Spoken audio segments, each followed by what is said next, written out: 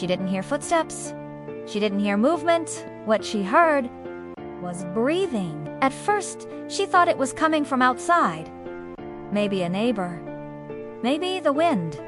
Maybe pipes. But it wasn't, because it followed her. Her name was Emily Carter, 29 years old.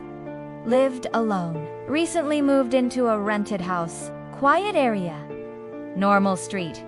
Nothing unusual, at least. That's what it looked like. The first time she noticed it was late. Just after midnight, she was lying in bed, scrolling on her phone. Everything normal, until she stopped because she heard it again. Breathing. Slow. Controlled. Too close. Not in the room. Not outside. Inside the walls. She sat up immediately. Listened. Heart racing. And then, nothing. The silence was worse. The next morning, she checked everything. Windows locked. Doors secure. Nothing out of place. So she told herself what anyone would. It's just the house. But over the next few days, it kept happening. Always at night. Always when everything else was quiet. Breathing. Not loud, but close enough to feel. Then things started to change. Her bathroom light turned on by itself. The kitchen cupboard she closed was open again. And once, she came home. And her bedroom door was already open. She was sure she shut it. That was the moment fear stopped being subtle. Now it was real. So she did what most people wouldn't. She didn't call the police. Not yet. Instead, she tested something. That night, before going to bed, she placed a glass against the wall and pressed her ear to it. At first, nothing. Then, there it was. Breathing. Clear. On the other side, Emily pulled back instantly. Because now she knew. This wasn't the house. This was someone inside the walls. That night, she didn't sleep. She stayed awake. Listening? Waiting? At exactly 2:17 a.m., she heard something new.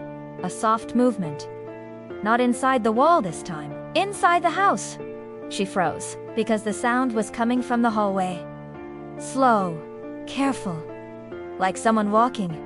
Trying not to be heard. Her bedroom door was slightly open. Just enough to see the darkness outside. And then, she saw it. A shadow passing slowly across the gap. Emily didn't move, didn't breathe, because whatever was in her walls was now in her house. She grabbed her phone, hands shaken, and started recording. The hallway stayed still. Silent. Until the handle moved. Slowly. Her door began to open.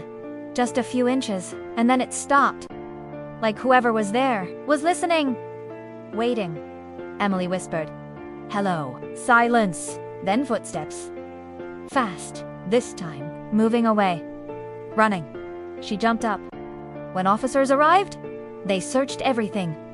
At first, a panel. Slightly loose. Behind a wardrobe. They pulled it open. And what they found didn't make sense. A narrow crawl space. Running between the walls. Big enough for a person. And inside, blankets, food, bottles. Someone had been living there. Moving through the house without being seen. But it gets worse. Because they found something else. Small holes. Cut into the walls.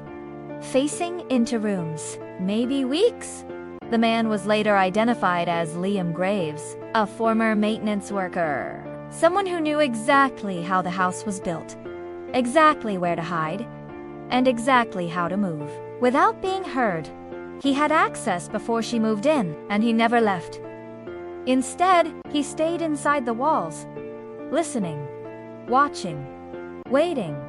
Until the night he finally came out. Liam Graves was arrested the next day. He didn't deny anything.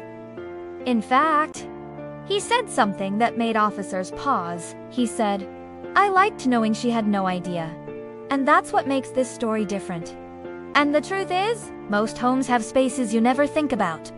Walls, crawl spaces, hidden gaps, places no one checks. And if Emily hadn't pressed that glass to the wall, he might still be there, right now. Because sometimes, you don't hear footsteps. You don't hear movement. Sometimes, all you hear is breathing, and by then, it's already too late.